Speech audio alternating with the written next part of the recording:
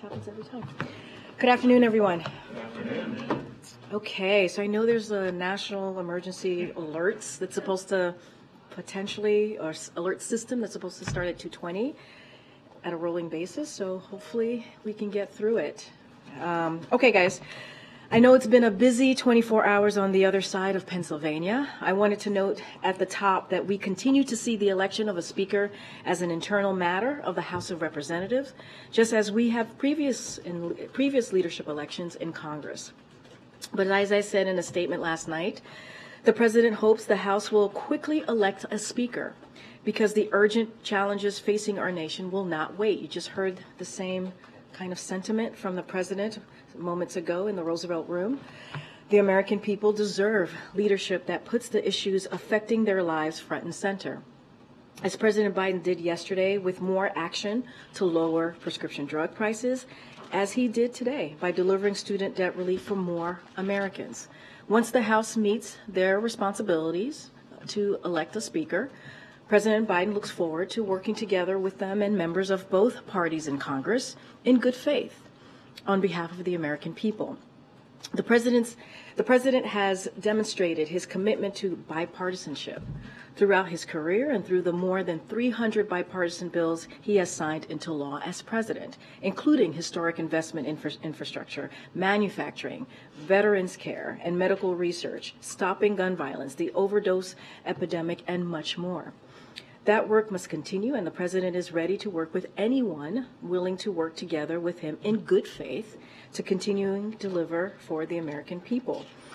Speaking of delivering for the American people, we have a pretty vivid split screen today here at the White House. While a group of extreme congressional Republicans have opposed student debt relief, denying more than 40 million of their own constituents thousands of dollars in debt cancellation, and tried to block the SAVE plan, which is helping borrowers save money on their student loan payments.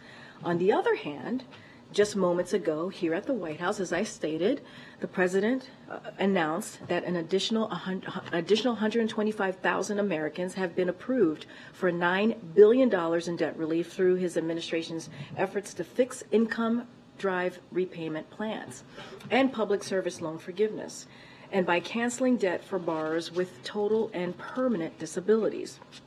To date, the Biden administration has canceled more than $127 billion in debt for nearly 3.6 million student loan borrowers.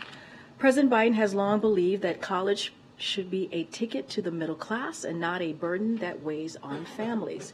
That's why from day one, his administration has taken unprecedented steps to fix the broken loan system, making college more affordable, and bring the promise of higher education in reach for more Americans, and he has not done yet.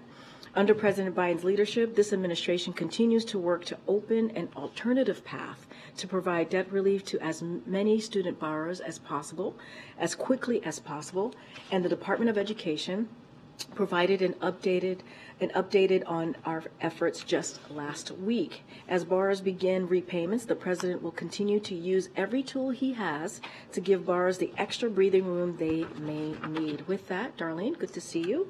Want to kick us off? Thank you. Two quick questions on Ukraine. We just heard the President announce that he'll be giving a speech on Ukraine.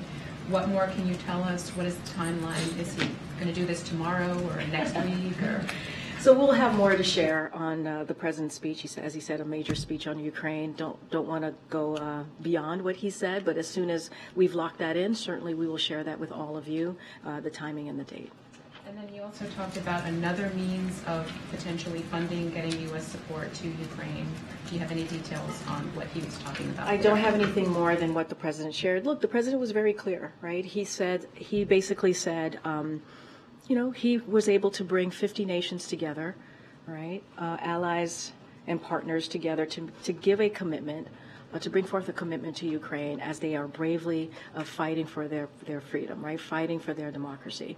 And what he said is basically it would be a major mistake for us to walk away from that, for us to walk away from what the brave people of Ukraine are doing every day for this past more than a year. And so there is a broad commitment.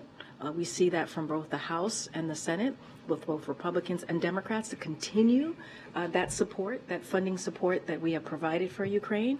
And he believes that still stands. He believes that has not changed, and we need to continue that. Thanks, Karine. So Biden said today that he's worried about additional funding to Ukraine.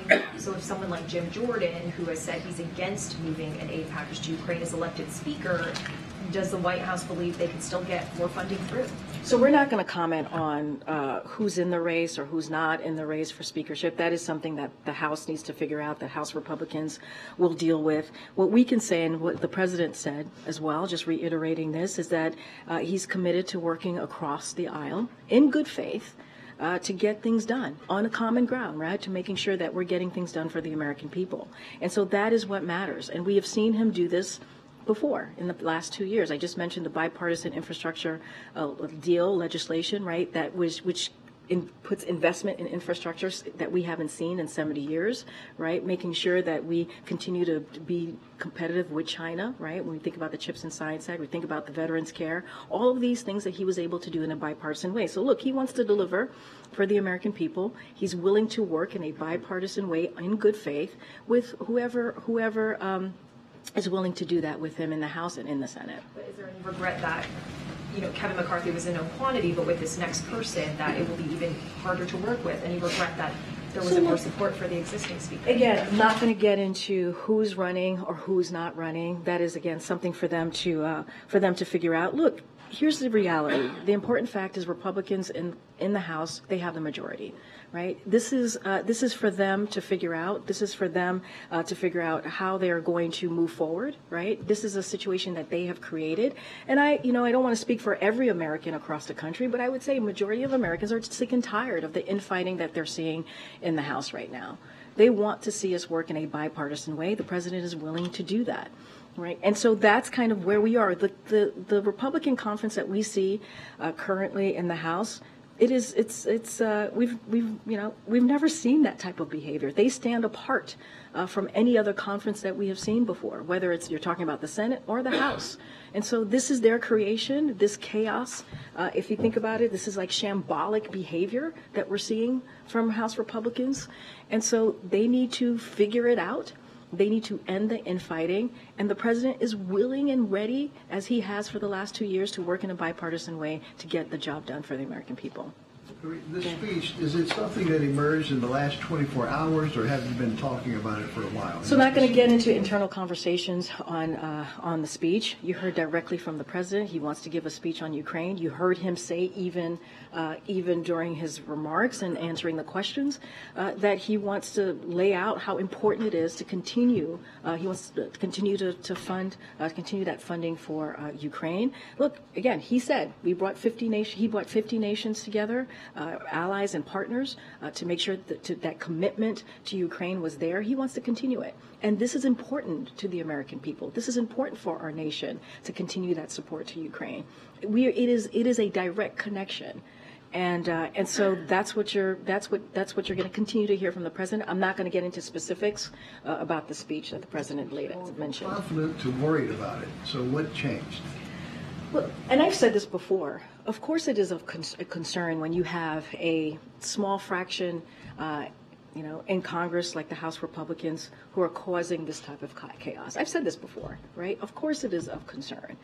And as it relates to the funding, we continue to see broad support, majority of bipartisan support, right? Majority support in a bipartisan way in both the House and the Senate to continue our commitment to Ukraine. And this is a promise. This is a promise that both House Republicans and Democrats, both Democrats in the House, in the Senate, and Republicans in the Senate have made. And so we want to make sure, we want to see that commitment continued for the people of Ukraine. And so that nothing has changed there. When they've been very public about that, nothing has changed. It would be a major mistake if we do not continue to do that. And that's what the president made clear today in the Roosevelt Room. Nancy. Thanks.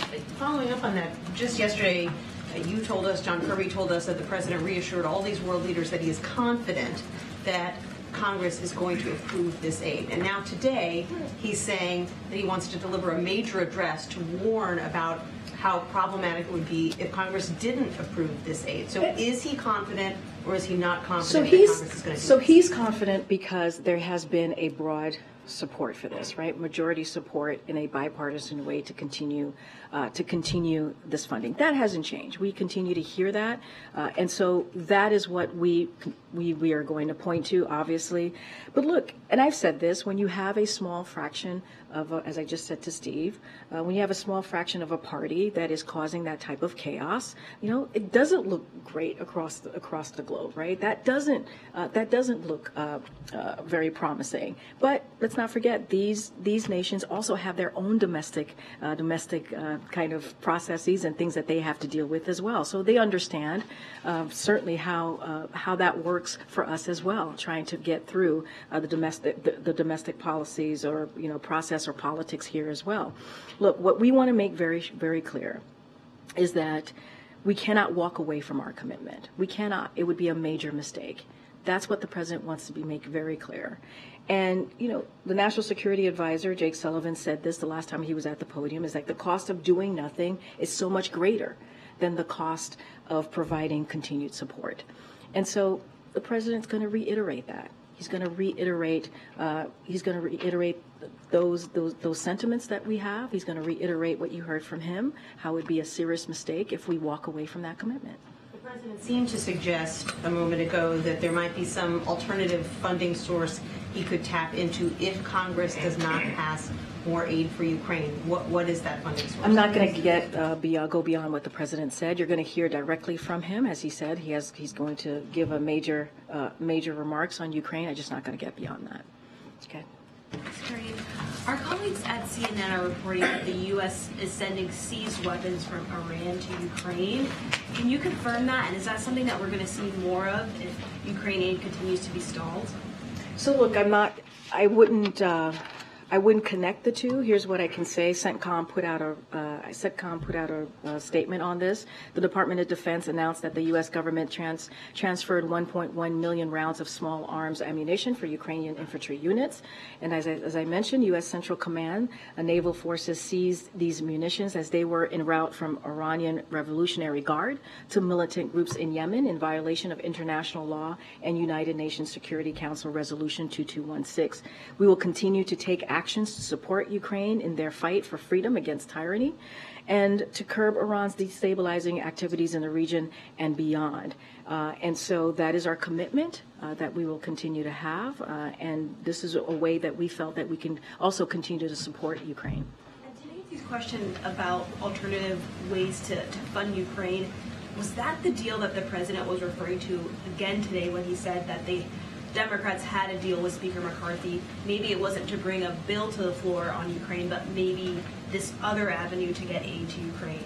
I'm not going to get ahead of the president or go beyond what he said today. He's going to speak to this when he's ready to do so. Go ahead. Can you describe the nature of President Biden's relationship with Jim Jordan?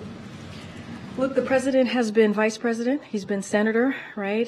He has many relationships with members of the Republican Party in the House and the Senate, more specifically.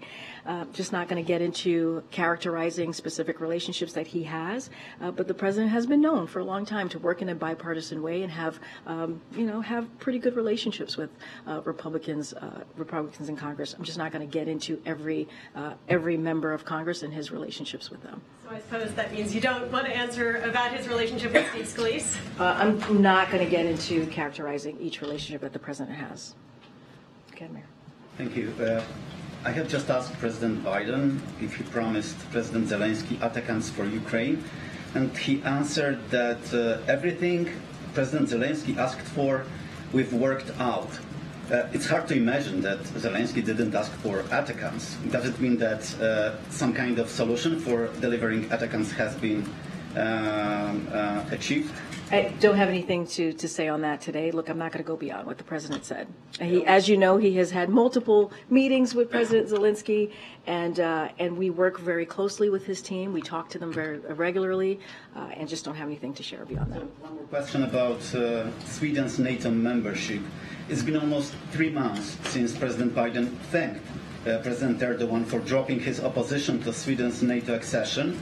Is President disappointed that Sweden is still not a member of NATO? So we still stand very strongly on believing that Sweden should be welcomed into NATO as soon as possible. Sweden is a strong, capable defense partner that shares NATO's values. They will strengthen alliance and contribute to European security. And we're going to continue to urge Turkey. We're going to continue to urge Turkey to move forward with NATO ratification process as soon as possible. Don't have anything else to share beyond what we've been very consistent on. Okay. Thanks, Karine. John Kirby said yesterday that the White House prefers that Ukraine funding should be separate from anything connected to the border, but there does seem to be some momentum behind linking border security and Ukraine in the next funding package. What's the president's reaction to that? Look, and we talked about this a little bit earlier in the week. The president, and we believe this, and we've seen this, and the president has taken action when it comes to delivering funding, record funding for the border security, and he's requested additional funding. The most extreme House Republicans have sought to eliminate thousands of border patrol folks at the border, and the president. Let's not forget, the president got 25,000 additional border patrol law enforcement at the border. That is something that no other president has been able to do. Meanwhile, just 2 weeks ago, House Republicans proposed cutting DHS funding by 8%. That's what they have said that they want to do. Let's not forget, the president just recently requested $4 billion in supplemental funding to work that system in a very safe and humane way.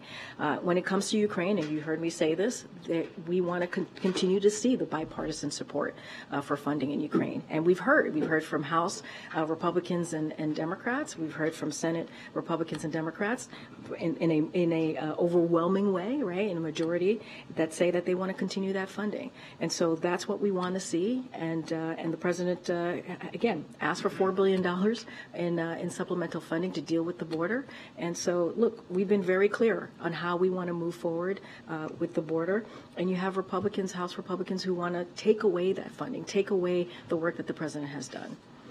Red line against having a joint package that focuses on the border. The admiral spoke to this yesterday.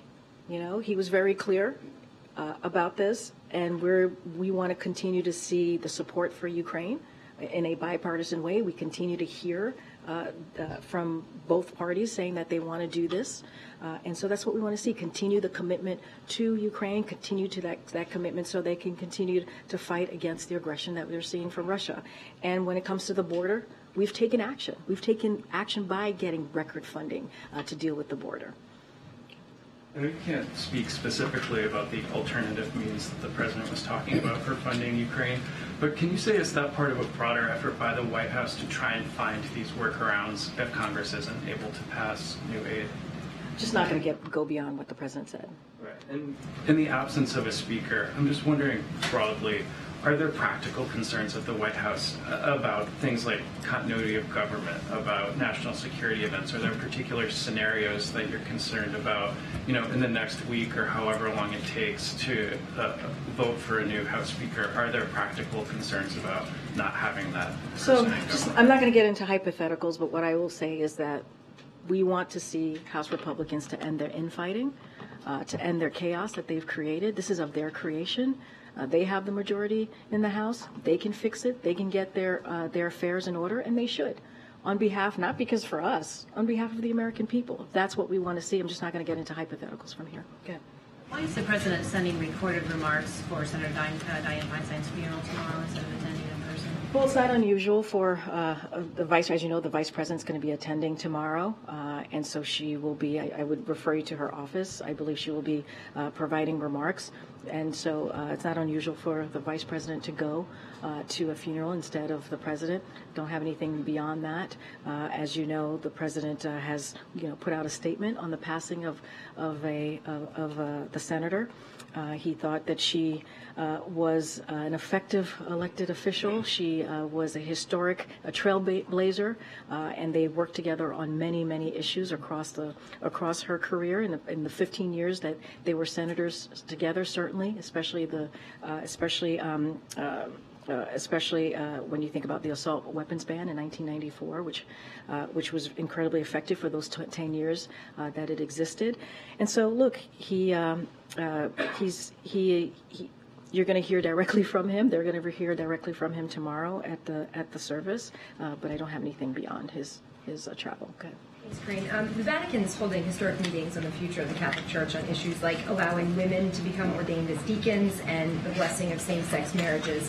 Is the president monitoring this meeting, which is going to be taking place over the next few weeks? And does he have thoughts on this agenda as somebody who's a practicing Catholic? So look, we're not going to get into the internal workings of the Catholic Church. That is something for them to work through. But certainly the president is proud of his faith. And enjoys a warm relationship with Pope Francis. They share a lot of common goals. And so I'm going to leave that there, let them deal with their internal kind of workings, and just not going to comment beyond that. And the Pope singled out the U.S. in his new document on the environment, specifically on emissions in the U.S. On climate change, and said that a broad change in the irresponsible lifestyle connected with the Western model would have a significant long-term impact. What's the White House reaction to this tough criticism from the Pope on something that's a big priority for the president? And is that something that the Pope expressed to the president directly when they've had conversations? Well, I certainly am not going to speak to any private conversations that the Pope has had or the president has had with the Pope. What I can speak to, and this is something that the president has done since day one, or said since day one, how climate change is indeed an emergency, and he has taken actions. He's taken actions to deal with climate change, and declared climate as a basis for emergency action under the Defense Production Act, DPA, set aside $500 million from DPA to jumpstart heat pump manufacturing and build out our electric grid, deploy tens of millions more from the DPA to stand up solar manufacturing and source critical materials for EVs, sign the most ambitious climate bill in history, the Inflation Reduction Act, as you know, which is going to actually put forth investments to deal with climate change, and conserve more land and waters in his first year in office than any president since JFK. So the president has shown his commitment. He's walked the walk, if you will, and he'll continue to work through whatever else he can do to deal with climate change. Thank you. The governor of Illinois has written to President Biden to say the federal government's lack of intervention and coordination at the border has created an untenable situation for Illinois. Does anybody outside of the White House think the immigration policy is working? So here's what I can tell you. I just mentioned that the president requested $4 billion for supplemental funding to address what we're seeing at the border, right? And to manage what is happening currently at the southwest border more specifically. And Republicans continue to block us. They do. They continue to block us. And without Congress, the president has taken action. He's taken action, whether it is surging resources to the border. We have removed and returned more than 250,000 people since May 12th, and working with partners and countries across the region to actually deal with this issue. So the president has continued to try to put forth actions and ways to deal with what we're seeing at the border, and Republicans continue to block us. I just mentioned moments ago, like 2 weeks ago, they put forth a CR that would take away law enforcement at the border. Different topic. There are some new pictures of Commander Biden biting a staffer again. How many times has that dog bitten the Bidens? I would refer you to the Secret Service and also the First Lady's office. Okay. It's the 12th known incident of this dog biting a White House staffer. A lot of times when that happens, there's a lawsuit. Isn't the president worried about getting sued? I would refer you to the Secret Service or the First Lady's office. My last one. Is any part of the West Wing here just loving the fact that Republicans don't appear to be able to govern the one part of the government that they actually control? Nobody's loving anything when we're not able to deliver for the American people. Nobody's loving that. When it is important for Congress to work, not for us, but on behalf of the American people. It is important to make sure that we meet the challenges of the American people. That's what's important. What we saw, and you heard from the president, what we saw on Saturday should have never have happened. We're glad that a deal was made. We're glad that we're not in a shutdown. But House Republicans should have never gotten us that far. And so they are the majority in the House. They can fix this. They're creating the chaos. That is not helpful to the American people. That's why you saw the president today talk about student debt relief and talk about what else he's doing to make sure that we're giving a little bit of breathing room to the American people. That's why you heard from the president yesterday talking about, or our announcement, talking about how we're continuing to beat Big Pharma so we can lower prescription drug costs for the American people. That's what the president cares about. That's what he wants to see. What can we continue to do to help Americans as they face really tough challenges? So this is not, we're not loving it. It is not helpful to any American across the country. In any of the meetings about this in the last 24 hours, has anybody in the West Wing heard anybody talking about the possibility of Speaker Trump? This is something for House Republicans to figure out. This is something for them to fix. We're not going to get involved in the speakership. We don't care who is in the race or who is out the race. That is not for us to figure out. The president doesn't have a vote. No one here has a vote. They have to figure this out. Okay, Peter. Karine, if the president's confident that the Congress is going to pass the necessary funds to continue providing aid to Ukraine, why is there the need to have discussions about an alternate vehicle to provide that funding? I'm not going to get beyond or go beyond what the president said. That's not going beyond. That's going behind. That's things. I'm gonna let the president speak to this. He said he's going to give a speech on Ukraine. I'm going to let him speak to it. I'm confused because the president, we said here that the president was confident that the aid would continue, but today the president himself conceded he was worried about that. Can those two align? I think he's confident, and I just dealt with this. I'm happy to repeat myself.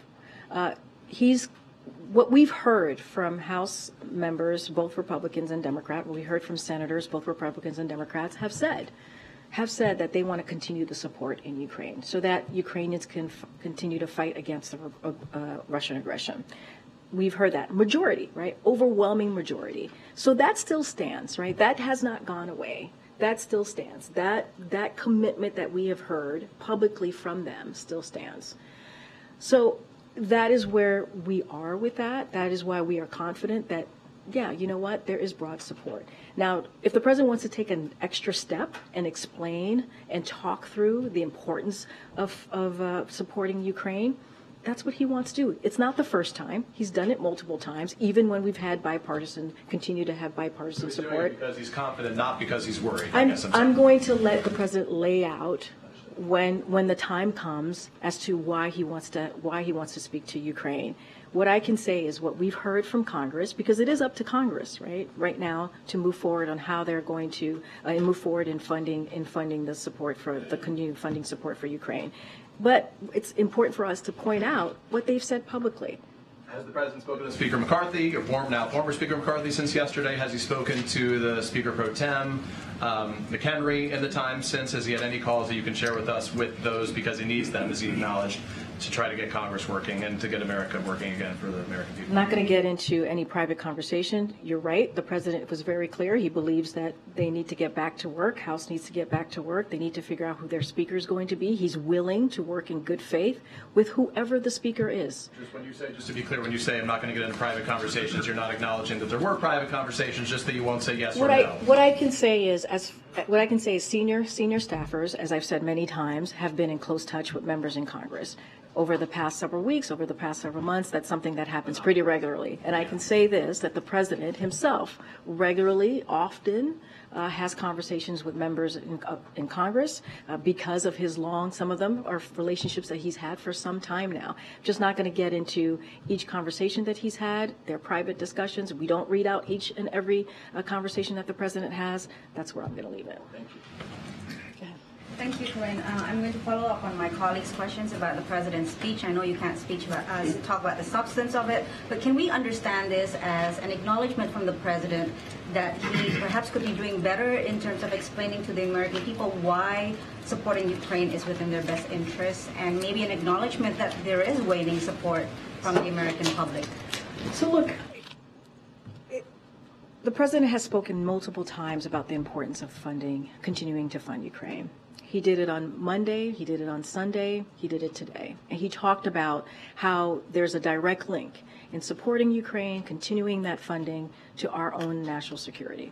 That is something that he's been pretty consistent about. I'm not going to get into what he's going to say in his speech. You'll hear directly from him, obviously. But, we have seen the polling, just like you all have seen the polling. I believe the Admiral was asked about this as well.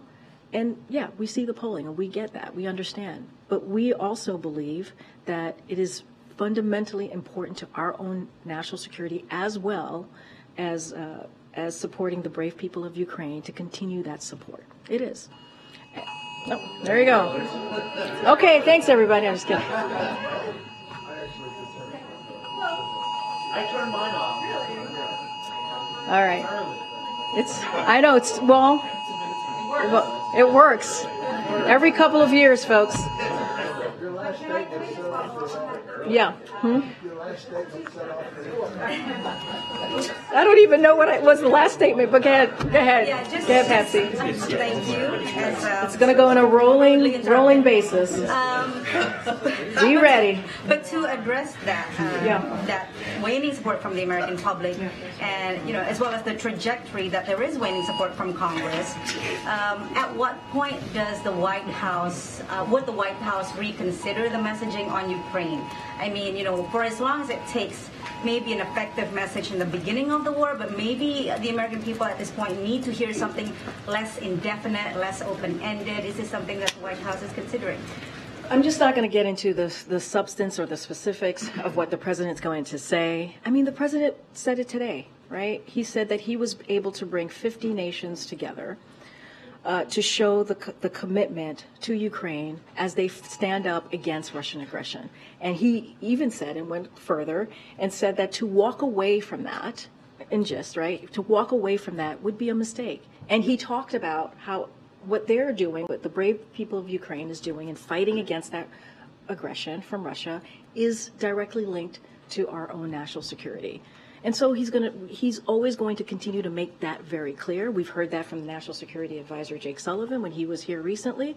We heard that from the Admiral. It is important that we continue to help Ukraine. And so we've always made that clear. We've always made that clear over the past, more than a year now, that this ongoing, unjust war that we're seeing in Ukraine by Russia.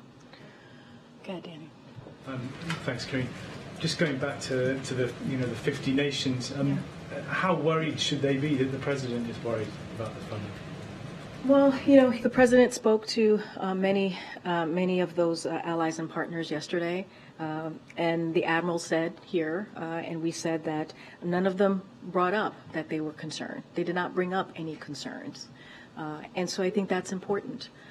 And they understand. We believe that they understand. They have their own domestic political issues that they have to deal with as well, and they understand that as well, right? What we're doing, what we're seeing here. But the president is going to continue to speak to the importance of why we need to support Ukrainians. That's again continue to fight against this tyranny, and the president's going to continue to do that. That hasn't changed. None of that has changed, and so. The president said he's going to give a major speech. I'm not going to get ahead of him. He'll lay that out for all of you. We certainly will share when it will happen, the time and day of when that will happen. Just don't have anything beyond that. Go ahead, Gary.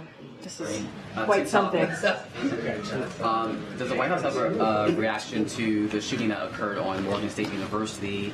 While details are still emerging, it has raised concerns about security on HBCU campuses, something that came up last week during the HBCU conference.